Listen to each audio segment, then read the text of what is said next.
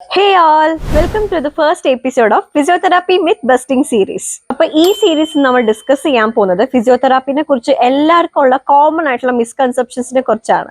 ഇന്നത്തെ എപ്പിസോഡിൽ നമുക്ക് ഏറ്റവും ഇമ്പോർട്ടന്റ് ആയിട്ടുള്ള ഒരു മിത്ത് തന്നെ ബസ്റ്റ് ചെയ്യാം.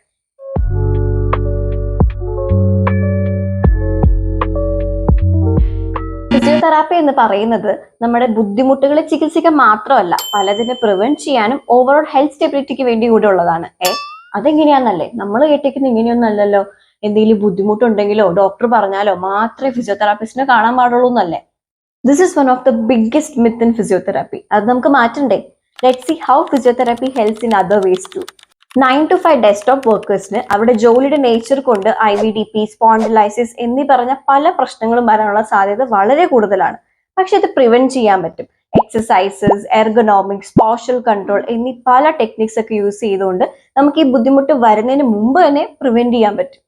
ഡ്യൂറിങ് പ്രഗ്നൻസി ഓർ ഡെലിവറിക്ക് ശേഷം പല ചേഞ്ചസ് നമുക്ക് ഫേസ് ചെയ്യേണ്ടി വരും.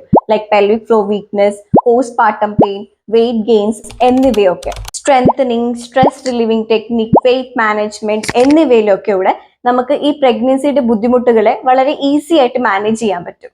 നമ്മുടെ വീട്ടിലുള്ള അപ്പൂപ്പൻ അമ്മൂമ്മമാർക്കൊക്കെ ഒരു പ്രായം കഴിയുമ്പോഴേക്കും നടക്കാനുള്ള ബുദ്ധിമുട്ട്, ബാലൻസ് ഇഷ്യൂസ് ഒക്കെ വരും. അപ്പൊ നമ്മൾ എന്താ ചെയ്യാ? പ്രായം ഇത്ര ആയില്ലേ എന്നൊക്കെ പറഞ്ഞ് തള്ളിക്കളയും. അത് അങ്ങനെയല്ല.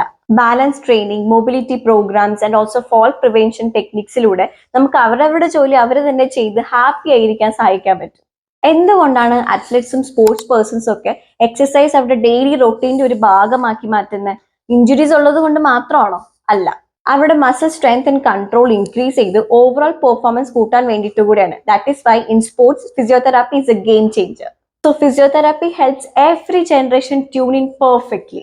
സോ കൺക്ലൂഡിങ്, എന്തെങ്കിലും ബുദ്ധിമുട്ടോ അഥവാ ഇഞ്ചുറീസ് ഉണ്ടെങ്കിൽ മാത്രം ഫിസിയോതെറാപ്പി ചെയ്യണമെന്നല്ല.